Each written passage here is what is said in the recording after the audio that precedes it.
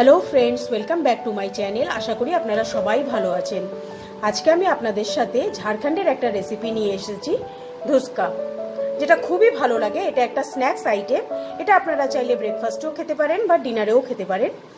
তাহলে চলুন দেখে নিই এই ধুসকা বানাতে আমাদের কি কি লাগছে। ধুসকা বানানোর জন্য আমি এখানে একটা বড় বোল নিয়েছি। এতে আমি 1 কাপ গোবিন্দভোগ রাইস নেব। এখানে আপনারা যে কোনো রাইসই ইউজ করতে পারেন। 1/2 কাপ বিউলির ডাল আর 1/2 কাপ ছোলার ডাল। এটাকে আমি খুব ভালো করে ধুয়ে 8 থেকে 9 ঘন্টা আমি জলে ভিজিয়ে রেখে দেবো। 8 ঘন্টা আমি এটাকে ভিজিয়ে রেখেছিলাম। এবার জল ভালো করে ছেঁকে নিয়েছি। এবার আমি একটা বড় মিক্সিং জার নিয়ে এই ডালের মিশ্রণটা দিয়ে দেবো।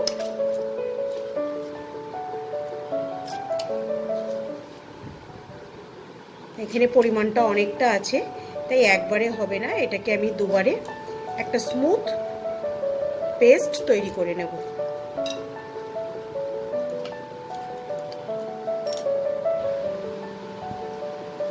এতে আমি 1.5 ইঞ্চি মতো একটু আদা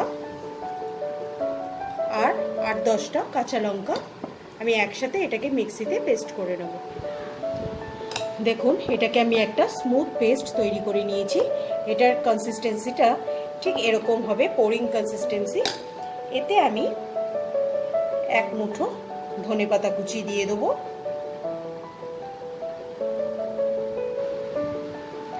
1 টেবিল স্পুনের মতো আমি জিরে অ্যাড করব, পরিমাণ মতো নুন দেব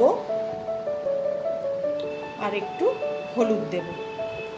দিয়ে আমি এই ব্যাটারটাকে খুব ভালো করে মিক্স করে নেব।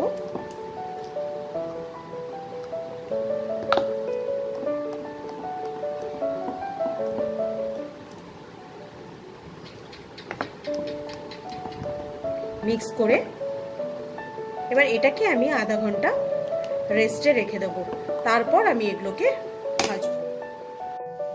আমি এই ধুসকাটা ভাজার জন্য একটু সাদা তেল খুব ভালো করে গরম করে নেব। তেলটা আমার খুব ভালো করে গরম হয়ে গেছে।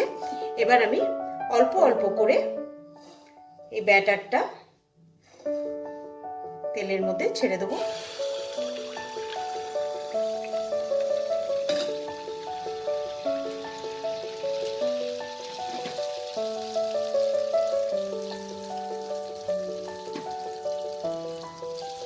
এটা এক পাশ ভাজা হলে তারপর আমি উল্টাবো। ফ্লেমটা আমি মিডিয়াম রেখেছি।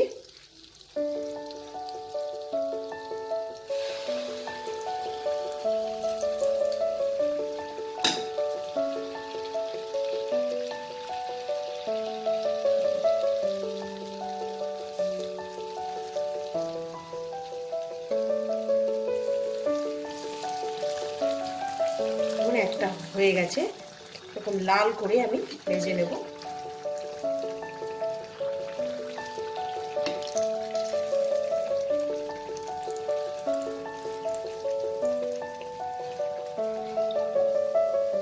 আমার এই দুটো ভাজা হয়ে গেছে।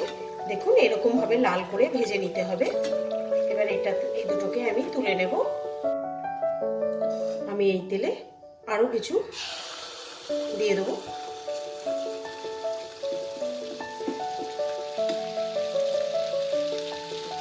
এইভাবে আমি ধুসকাগুলোকে ভেজে নেব।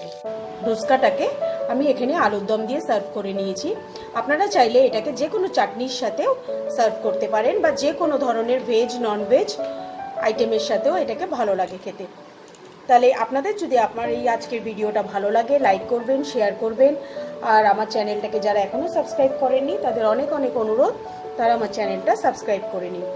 আজকের মতো বিদায় জানিয়ে শেষ করছি। বাই।